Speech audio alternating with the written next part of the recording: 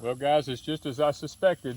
The middles have now starting to grow across in there. It's become a spider web, so there's not going to be any going back down through that middle, I can tell you. If you do, it'll be on your hands and knees. I don't know, we'll have to pick them some ways. We'll be reaching through the fence or something or other, will. And they done got over here to my lemongrass. It's even growing in the lemongrass. Look at the peas up on top. I mean, look, it's done reached over here, twisting up in the lemongrass. These red rippers will be growed all the way out to the road. I mean, look, I can reach through here. I'm gonna pull a pea through here and look at this. Look at the peas that's hanging in there. The size of it already. And it's already long as my whole hand already. And it'll get bigger than that it'll before get a it's ready. whole lot bigger than that, yeah. Yep. Peas, peas, and more peas. These will make if the humidity don't stay too high. Well, it's growed through our little box we have up here for our carpenter bees and stuff, and our mason bees, whatever you want to call them. That's growed all through there. Taking that over now. I got a dry okra yonder. This heat fixing to lose our seeds out of it. Gotta grab that one.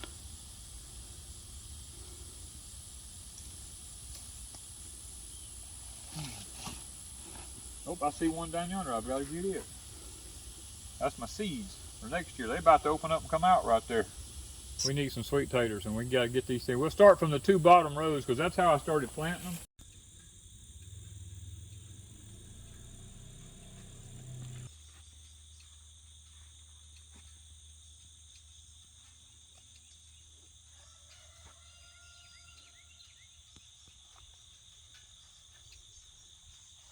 Good morning, everybody. It's Danny and Wanda back from Deep South Homestead. It's been 142 days on our sweet potatoes now. We said we was going to wait to 150, but we're going to just kind of do a little check this morning. We're going to go to a couple of our sweet potato gardens, pick a couple of plants at random, just dig them up, see what we got, see if we need to wait a little longer or if we're actually there or what. So we just going to pick a random plant right here in the middle this morning. I'm going to try to get the vines up from the plant and get them out of here. I'm going to throw them over the fence because the cows love to eat them. They'll find them out here sometime today. Get them up out of here. And these old chamber bitters, good Lord, these things are a curse. You think there's a lot of vines here till you get to looking at them things. All right, kind of get a little place opened up here. I see one sticking out of the ground here already. Right there, just sticking out of the ground. Looks like a nice sized tater. It's just one big old tater. Now if they're that size, got a little green on it, but I'm not gonna worry about that. We can cut that off.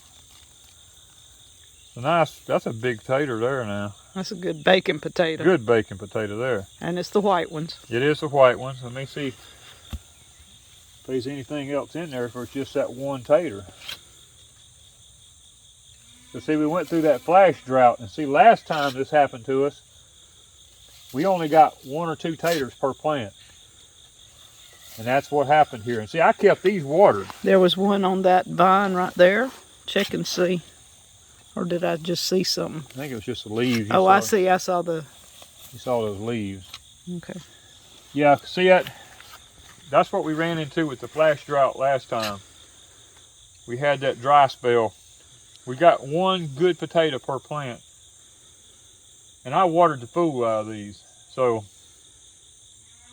we may still be back in that same situation again. Now I'm going to pick a plant out in here. This is a white one. I got to remember how many rows of white I did and how many rows of red I did. And I'm just going to randomly pick a red one to see what's going on with the reds. Okay, we're out in the middle of the patch out here now. We got all kind of, guys, these weeds come up in here everywhere. Chamber bitter. I'm going to just at random pull one up here. Okay, we got a plant right here. And again, you can see a potato trying to I come do up. see a couple of taters. That's what happens when that ground got hard. Oh, I just pulled them up. Heck, I ain't even got to dig them. It's nice potatoes, though. Yeah, now that's good eating taters there now. That's good bacon potatoes. Not quite as big as the white. Yeah, it ain't quite as big. But now these ain't been in the ground as long because I planted these in succession up through here. Yeah, that's true. These are probably 120 days right here. Yeah. Let me just check, make sure I'm not. All right, it looks like there's more there. I see. Right in there somewhere. I feel something. Yeah. I knew there was another one. Oh, That's yeah. an even bigger one. That's an even bigger tater there. Yeah. That's about what we want to eat right there. It is. Now, I don't know if I can hold them and film, but look at that. Ha! Let me make sure. Ain't nothing stuck in here somewhere. Three good-sized taters there. Yeah, so technically speaking, we could really start digging. I think anytime. You know, the only way to be sure would be to check another plant right here beside it. They're going to start dying because you can see the plants already trying. I see the yellow leaves on them, yeah. Let me just pick another one right here beside it. Let's just knock the plants back.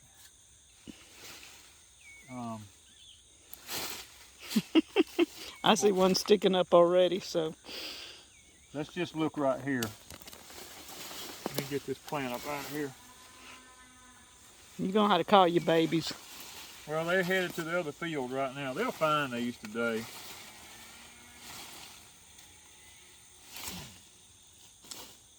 All right. See if we can get them. Oh, I see. Nice potatoes. I don't want to hit them with a fork. Look at that. Wow. I think they're ready. When you see these right here, just wanting to put hair roots. yeah, you'll have them hard spots in your taters in there. Yeah, this is that's prime right there. That's what we're looking for. It is. That right there, perfect eating size. Yeah. Look, more potatoes. Yeah, let me dig a little more here. Hold on. Good Lord, look at that one. Look at that. Wow. I mean, compared, it's even bigger. That was a bigger of them and a little one for making fries. That's awesome. I mean, just what we've got now, that's about, what, 1, 2, 3 meals at least, if not 4. Oh, yeah, for us, yeah. So that's pretty good. That's pretty good, and I got all this to go. So any moment I want to start digging, I think I'm there.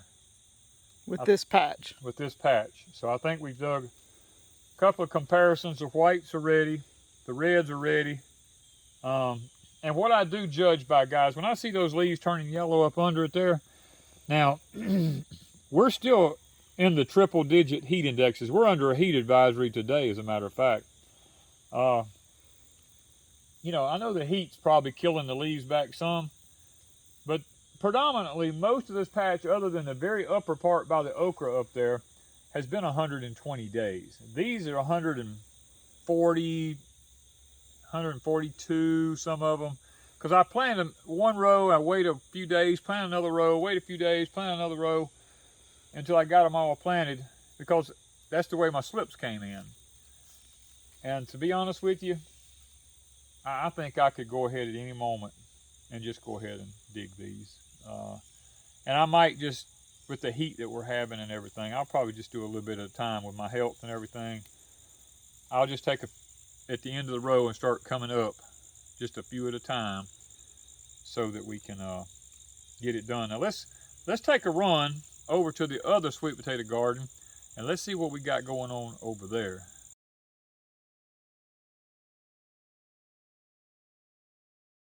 All right, guys, we're at one of our other sweet potato patches. Now this one we kept flooded with water all throughout the flash drought.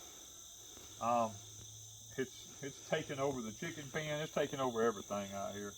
So I'm just going to randomly, right here on the end, I'm not going to go out in the middle. I'm going to just try it on the end right here and just see if there's anything here that's any good. One problem we worried about would be the animals coming from the adjoining property. Yeah, because it's so growed up over there. There's all kind of rats over there. We're constantly killing stuff coming out of that piece of property over here. The possums, I mean, we're killing possums, turtles, snakes, Skunks. Skunks. They're all staying in this piece of property over here and coming over here because at night, that's how we kill them all. And with our sweet potato patch being here next to it, we're kind of concerned that maybe the big rats and stuff that's coming from over there are burrowing underground here, maybe getting some of our taters. We're hoping not, but we're gonna pick a plant on this end, not that end down yonder, and just kind of pull it up and see what we got.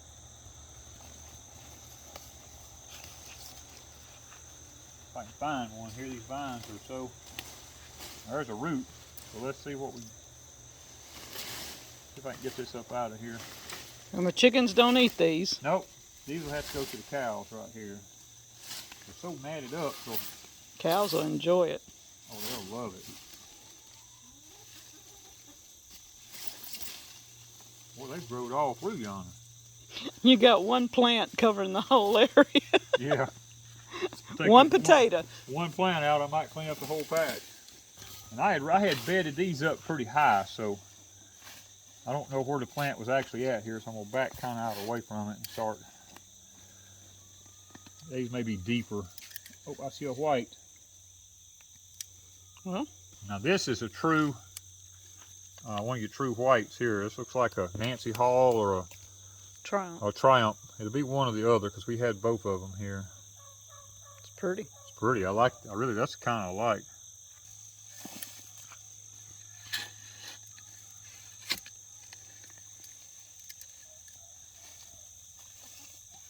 One potato per plant.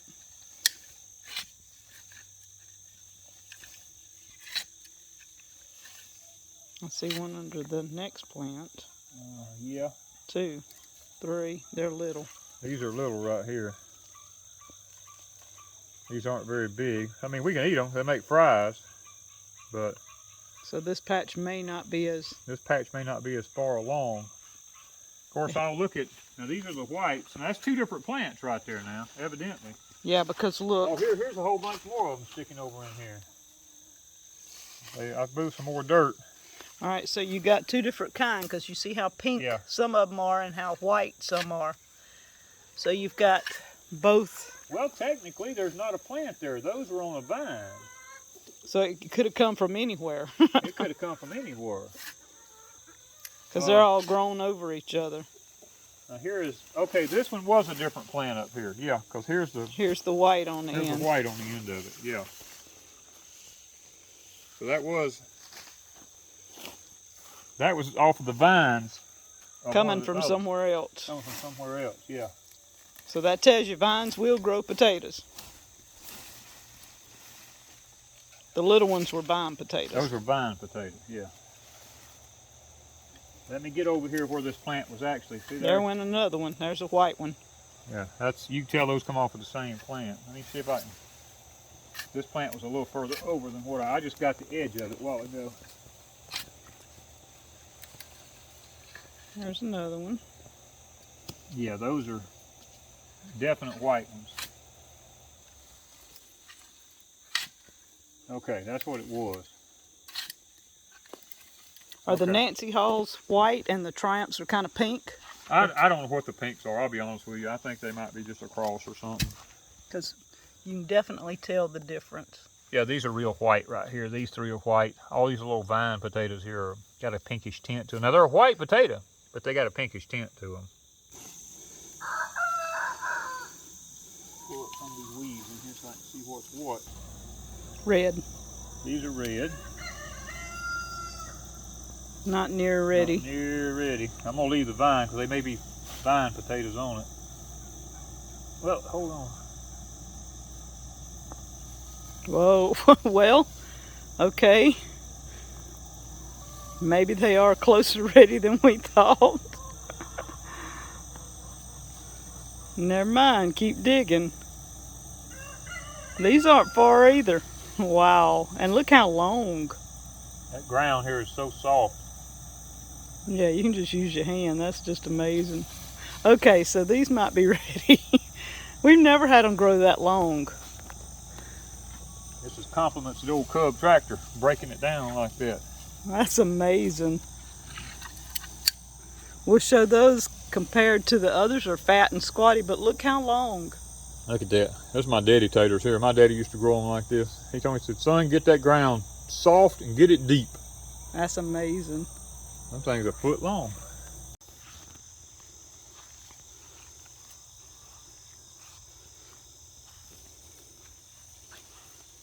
Well, guys, digging the taters, I decided to walk over here and look at the scuppernong. And what we're having is, we got a problem with the rats coming off of the property here next to us. It's all growed up right here. They're coming up in the muscadine vine here, getting our muscadines, or scuppernongs, should I say. We're finding them laying on the ground up under there, like right there. And behind it eating. They've got little teeth mark in them, or little rats or something coming up here out of this swampy area right here beside us. We put some, just wanted to put these, you know, pieces of fabric up here, thinking maybe that might deter them. Maybe to deter birds. It deters the birds from coming in here, and it's done a good job on the birds, but the rats just come up from the bottom. The rats are coming up from the bottom. There's one that's semi-ready. Yeah, it's not quite, it's not there. It's still got a ways to go. It's getting there. Getting there. There's some over there that's getting there. Yeah. Yeah, it'd be sad if we can't keep the rat situation from the property next to us under control. All right, guys, we got them laid out here on the back of the tailgate to do a little bit of a comparison. It's amazing the colors. Now this is the white one from ours. These are the reds from ours that we've had. Now this is from the front garden, up where the ground is not broken as deep and as soft. These made a shorter, squattier potato here. We get over here. Now these potatoes, these were the man we keep talking about, Mr. Owl. We got some sweet potatoes from him, and I saved some of the potatoes and made slips out of them. And no, he doesn't have a YouTube channel. No, he doesn't have a YouTube channel, guys. In order to be able, you see, these things are like 12, 14 inches long. Some of them may be longer than that. That's probably a good 10 or 12 inches there. Looks like red looks bananas. Looks like a red banana, doesn't it? Look at that. It looks just like a giant banana. But this was some slips that I got from Mr. Owl. And he's always raving about his sweet potatoes, and I see why now. We will be definitely saving some of them. Here's some of our other whites that we had saved. And then here's it's either a Triumph or a Nancy Hall. We don't know for sure because they all got mixed up. We don't really care. All we know is they make sweet potatoes. And this is the difference. This soil here, I took the cub and I broke this soil deep with that cub. And I plowed these with a cub, but I used a tiller on the Kubota to do this garden, and then I just come back and bedded it up. And I noticed these potatoes were sticking up out of the ground because you could see where they had a little bit of green on the end of them there. It was up out of the ground, most of them, because the ground below it was still hard. These, as long as these taters were, none of these were above the ground. Matter of fact, they were way below the ground. So it definitely makes a difference when you break that soil deep.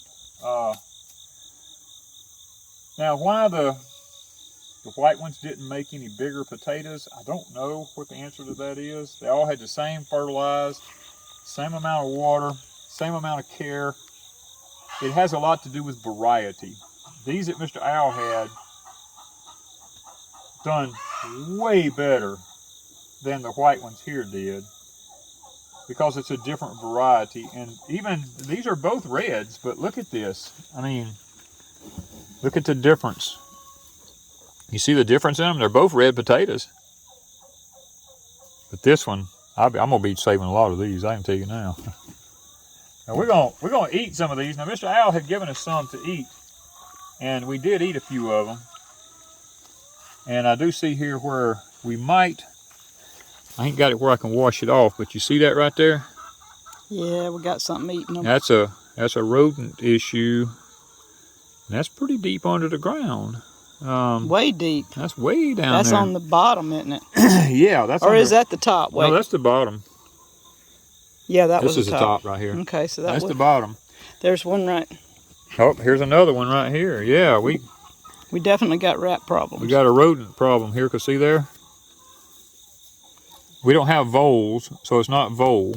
And moles don't eat this stuff. So we may have to dig the you see where potatoes. something had eat there and it healed back over, and something's digging here. So we were right. On the property next to us here, where the rodents are living at, are coming up under our sweet potatoes and digging up under them. So, and this potato was further toward the end, just like we suspected.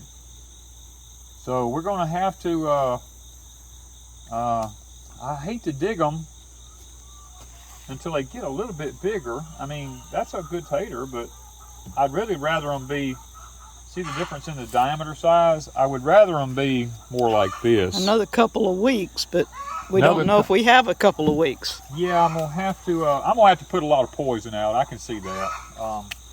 I'm just gonna have to go to town and get poison, start poisoning all my fence row here next to the property line here, and see if I can't kill a bunch of this stuff out before it does any more damage to our crops. So, and that's one of the things living even out in the way out in the country. Oh, if you live out in the country, I mean, this is you're gonna have that. You're gonna have that. You got to eradicate wild beasts and creatures and varmints and moles and voles and bugs and groundhogs and bugs and skunks and coons and possums and armadillos. I mean, everything is against you on your homestead and trying to produce food. And a lot of people go, but I love the animal. Do you want to eat? I mean, that's the whole, that is the whole deal around surviving and thriving. Now, you can survive. Yeah, you can go to the grocery store and pick up a few things to kind of, you know, add to this to make a meal. But when you're wanting to thrive and survive, then you need to be able to do all of it from your property. You don't need to be able to run to the store and supplement. Because if crap hits a fan, which it's going to, ain't no store to run to. Ain't no store to go to. And then what you gonna do?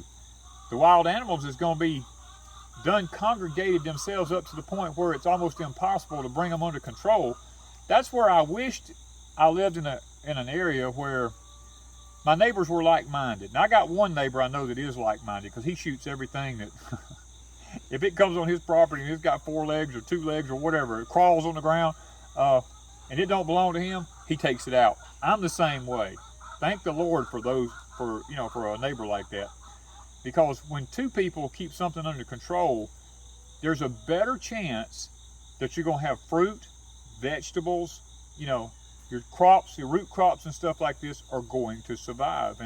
And sometimes it takes drastic measures. I mean, Wanda and I was up at 10:30 last night out with lights going around the property and looking for any creature that don't belong to us to just eradicate it, because if you don't, this is what happens. You start getting this kind of issue.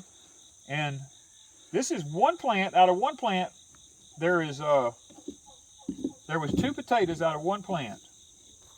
Okay, and that is 1, 2, 3, 4, 5, 6, 7 out of 8 potatoes. 2 of them, a quarter of the potatoes out of that plant had rat sign on it. That's just one plant. We don't know what the rest of them's done. And it's hard to get rid of rats. And rats, you can get rid of them if you've got some good barn cats, or if you've got good just poison. I mean, poison works, but now if you're free ranging your chickens and turkeys and guineas and stuff like that, you can't free range. You can't poison. You can't poison. That's the reason people always ask us, well, y'all don't have cats and y'all don't have dogs? And I'm like, no, because when we run into a situation like this, I can put poison out and I don't have to worry about nothing I've got, because we don't let our animals out during that time. And if somebody else's comes over here, they don't have no business on my property anyway. I'm just taking care of my stuff. And if they took care of theirs, we wouldn't have to worry about this issue. But the issue is just, you've got to take care of your food supply. If you're going to thrive and survive, just like I talked about on Porch Time, you got to be able to take some drastic measures and be able to just say, hey, you know what? I just got to do this. Now, I don't take pleasure in doing this. I would love, there's nothing more, Wanda and I talk about this all the time. There's nothing more that we would love than to be able to sit out and watch a raccoon play in a tree, or you know, watch the animals, you know, scamper across the property or something like this. But you just can't do it and have food. They gonna eat your food supply, and it is what it is, you know. Once our crops are harvested, like in the winter months when we don't have anything out really for any animals to worry about, if I see something out here, it doesn't bother me. Like we have coons that get in our and possums that get in our persimmon trees. We got tons of wild persimmon trees, right? I got the little wild persimmons on them, and they'll get all up in them and they'll eat them, and all. I have no quarrel with that because I don't eat the little persimmons. They're there specifically for wildlife, and if they would eat just that, I'd be fine. But they go for my peaches, my pears, my plums. You know, I just can't have it. You know, there has to be a balance. There's got to be a balance, and that's one thing me and my neighbor across the road talked about. He says, as long as those squirrels stay down here in my pine timber, I don't mess with them. And I'm the same way. If they stay off in the woods down here, I don't mess with them. But the day I catch them in my peach tree, it's over. You know, or if I catch them scampering around the yard here with a peach in their mouth or something like that, or a plum, or if I catch them in my muscadines, or you know, if I catch them in the garden chewing on a tomato plant or something, or I've caught them in my strawberry bed, sitting there eating strawberries, I eradicate them right there, because once they find it, they just keep coming back. And it doesn't bring me joy and it doesn't bring me pleasure, but what does matter is that Wanda and I have food to eat. That's what does matter, you know. So we're not going to depend on a farmer's market. We're not depending on a grocery store or anything like that. That's not in the Bible anywhere. What is it? What chapter is it? Psalm 128. You will eat what your hands have produced, and you will be happy, and you will be blessed. Guys, that's God's word to us. You will eat what your hands have produced. I'm just going to leave it at that. Thank you, guys, from Deep South Homestead. Okay, guys, I was just taking these potatoes, getting ready to lay them out here for y'all to look at, and I'm looking right here. You see this little spot right here? Got one right there. This potato is fixing to start sprouting. We went through such dry times that this potato sat under the ground and all that dry, even though I was watering. And now we've been getting little evening rain showers, like a quarter or eighth, or you know, sometimes just a 16th inch, just enough to keep the plants going. Now they're wanting to sprout and put on. And see that right there? That's no good. That right there tells me we've got to dig these taters now, because them things will be making baby slips coming off the ends of them there, and we don't want that. These need to be able to make it all winter. So if you catch them at this stage right now, will they cure and will they last? Yeah, they'll cure and last. Now see this one here, look at this. See that end right there? It's done rotted. It's done starting to rot. We just noticing this by we're taking them out of the bucket. We didn't see it when we were actually picking them up there, but look at that. Yeah, this one here is going to have to be eaten pretty soon. And when I remember I told you up there, when you see these roots like this right here, that means they've been in the ground too long. The 125 days, guys, is it. And I was trying to make them go to 140 to 150. I don't think I'm going to be able to wait. I think I'm going to have to go ahead and get them on out of there. And that's what it takes to be vigilant. Yep, you got to, even these, I mean, see this here? Look at all the little roots on them. All them right there? That's not something you want. That's not what you want. May not be the size that you're after, but you know what? All them little tiny hair roots right there makes a hard spot inside that potato when you go to cook it. That's what happens when you have such dry weather and nothing grows. Even though I was watering them, I watered them like crazy.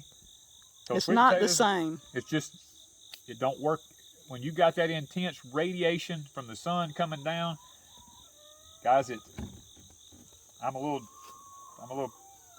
bit in a panic mode right now, because I realized that I didn't see this when we was digging them, and that tells me now I got to get these taters out of the ground, and we're under heat advisories, and I can't stay out here in this extreme heat digging taters. So we'll get a few along. We're gonna have to just do a few in the mornings, or if the wind starts blowing and it cools off a little bit, we can, you know, because right now it is 7 o'clock right on the nose, and the humidity's starting to pile in here pretty heavy. I mean, I'm sitting here just starting to get hot and sweating at 7 o'clock in the morning, and we're under a heat advisory today. They said high humidity today. Another thing I want to show you on these sweet potatoes right here, these vines, you can come in here and take these. These are really good to make greens out of. And the Oriental lady from Korea, when I was dealing with them, they would come in here and they would harvest these stems like this, and they would make stir fry out of them. They'd throw them in that wok, and they'll kind of like shrivel up and curl up a little bit like this, and then they'll throw the greens in right at the last moment. They'll wash the greens, they'll pull the tops off of them, and that'll be stir fry for them. And then they'll throw them in there and kind of wilt them a little bit. Throw their carrots and stuff in there, so the whole plant's edible. You don't have to waste it in a survival situation. Hey, Miss Dixie, what you think?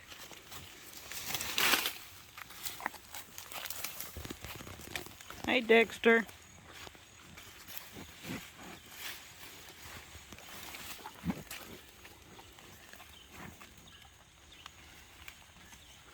You two over here by yourself. Everybody else is gone. Y'all get the treats.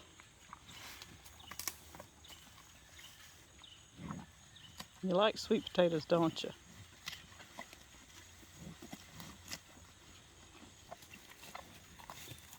Uh-oh. Dolly's figured it out. You gonna be picky, Dolly? There's no sweet potatoes in there. You gotta eat the vines right now. You'd rather have the sweet potato, hadn't you? Oh, guess what? Candy's figured it out too.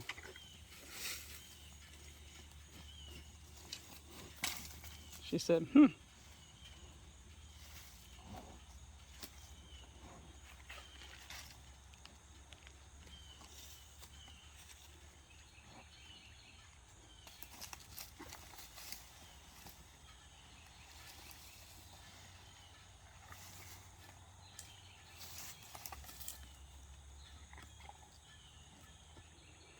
Wow, Dolly, you're being very picky. Candy ain't eating either. Y'all want sweet potatoes. I know what you want. You smell sweet potatoes? Sorry. Ain't happening. Gotta eat the vines.